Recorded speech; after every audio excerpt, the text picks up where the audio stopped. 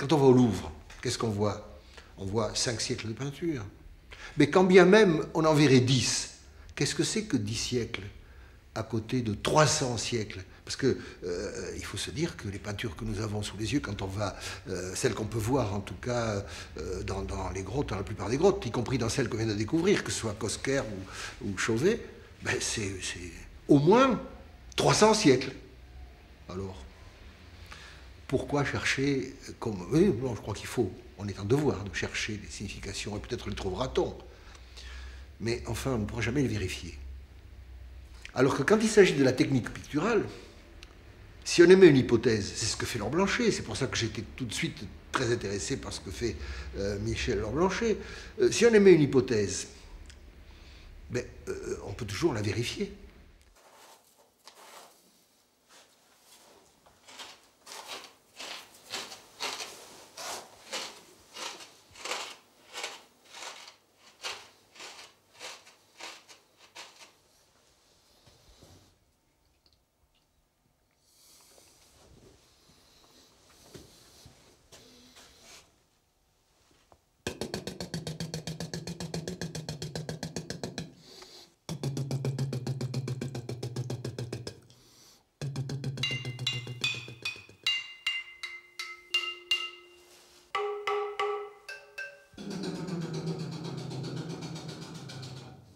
Le préhistorien Michel Laure Blanchet a beaucoup pratiqué dans les grottes l'expérimentation des techniques picturales pour tenter de retrouver les gestes de nos lointains ancêtres, en prenant bien soin d'effacer les traces de son passage pour éviter toute confusion ultérieure.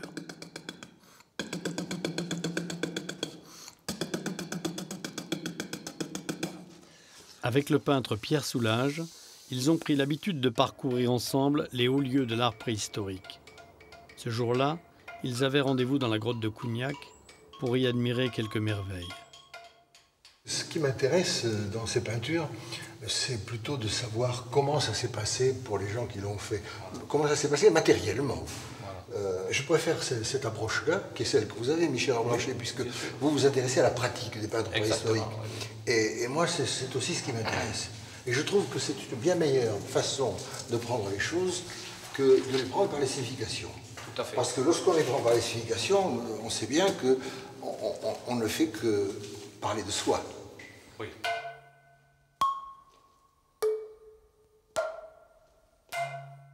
Là, il y a à la fois la technique du trait, oui.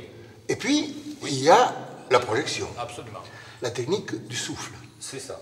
Là, je crois que le poitrail de ce bouquetin femelle a été effectivement obtenu par la méthode du crachy, tout simplement en cachant ces deux parties, n'est-ce pas? Et entre les mains, on souffle et on obtient l'encolure. C'est ça. Pas de problème. On souffle. Oui, mais je l'ai vu, ça, parce que je l'ai vu pratiquer aussi. Ce sont les aborigènes d'Australie qui m'ont appris cette technique du crachy. Oui. C'est quoi, c'est d'ailleurs ce l'ocre rouge, c'est de l'hématite, c'est-à-dire l'oxyde de fer. L'oxyde de fer. Et c'est une sorte de crayon. Ces pigments ont été analysés ici, sur ces parois. C'est de l'oxyde de fer. C'est de l'oxyde de fer, oui.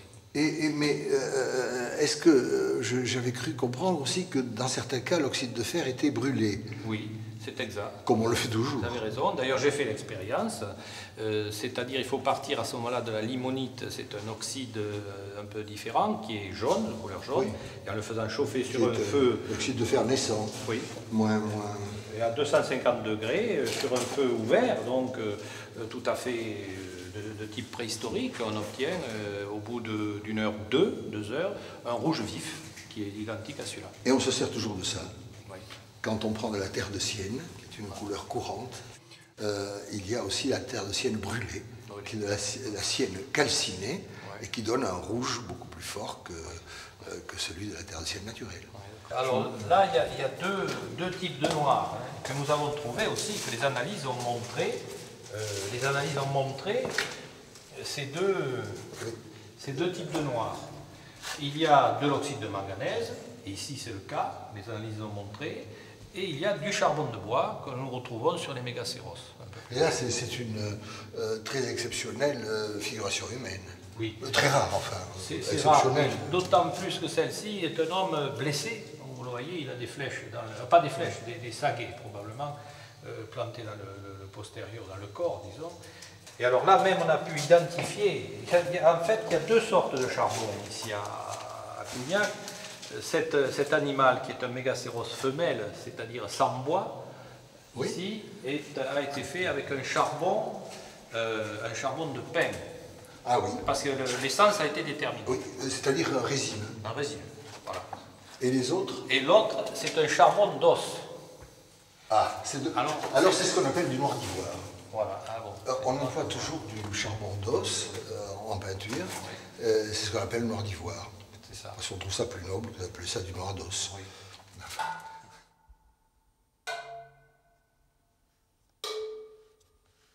Ces reliefs stalagmitiques, on voit qu'ils existaient il y a des centaines de siècles. En tout cas, au moment où ça a été fait, puisque le trait passe par-dessus. Oui, effectivement. Ils ont exploité énormément tous ces reliefs naturels, toutes les couleurs différentes, les concrétions. Bien sûr. Bien sûr, c'est parce que cette paroi était belle aussi. Et lorsqu'il y a beaucoup de concrétions, pour peindre sur une surface accidentée, la meilleure technique, c'est effectivement le crachis, parce qu'il n'y a pas le contact direct. En Australie, ils ont peint sur des surfaces de grès qui étaient friables, alors sans les toucher, simplement avec le crachis. Vous pensez que c'est seulement une raison pratique? Non, parce que je pense aussi que la paroi, avec ses bosses, ses creux, ses reliefs, est extrêmement participante. Ça, c'est le terme. Et même peut-être à l'origine. Voilà. Parce que quand on voit cette partie-là, il y a une sorte de concavité qui correspond finalement à l'inverse du volume. C'est ça.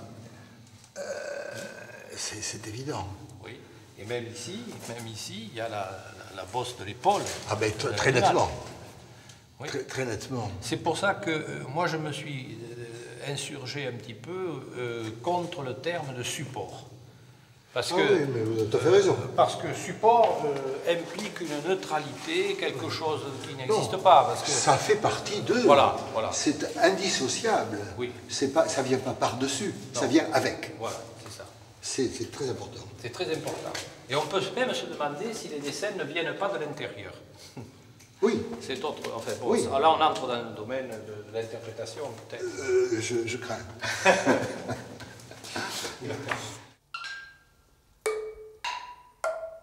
Les choses sont quand même beaucoup plus complexes qu'on ne l'a cru au départ. D'abord, premièrement, savoir si elles ont, lorsqu'il s'agit d'un panneau, ont été faites toutes par la même main, c'est déjà une question difficile, à laquelle il est difficile de répondre. Et ensuite, ces peintures, pendant 10 ou 20 millénaires, ont été fréquentées, je dirais, réutilisées, parfois par les hommes, qui ont rajouté, qui ont fait des rénovations, des compléments, qui ont touché la paroi. Donc, c'est très complexe, cette affaire. Pour démêler différentes interventions sur la paroi, c'est le but, c'est là l'archéologie, c'est la recherche qui m'intéresse.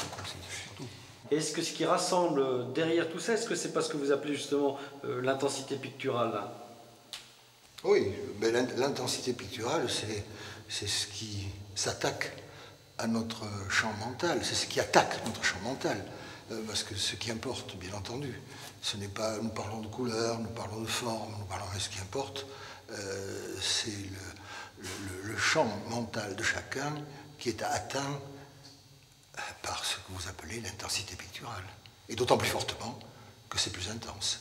Moi, je pense que l'art préhistorique est complet, et d'emblée, il contient absolument toutes les tendances de l'esprit humain, aussi bien l'abstraction que le naturalisme, que absolument tout. Et tout est là, d'emblée, et il y a plus de 30 000 ans. Art, c'est manière de faire. Oui. Et quand on se penche modestement sur la manière de faire, eh bien là, on est déjà au sens étymologique du mot art.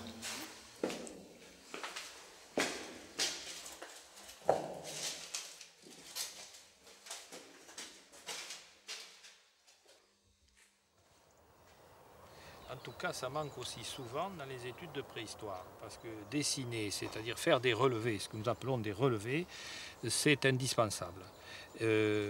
Parce que, comme vous le dites, c'est une façon de voir et de savoir ce qu'il y a sur la paroi. Parce que souvent, le regard immédiat est trompeur. Il faut pénétrer dans la paroi, il faut déchiffrer la paroi.